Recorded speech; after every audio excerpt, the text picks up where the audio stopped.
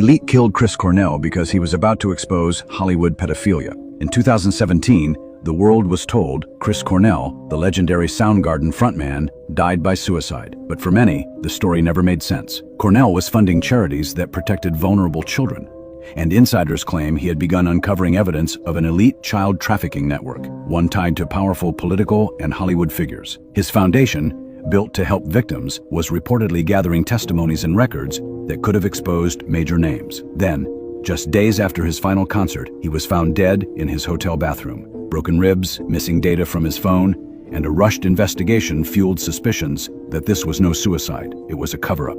2 months later, his close friend Chester Bennington died the exact same way. Both were said to be investigating the same network. Chris Cornell wasn't depressed. He was dangerous to the people he was about to expose. We upload longer videos on YouTube. Go watch it there to see the truth they don't want you to know.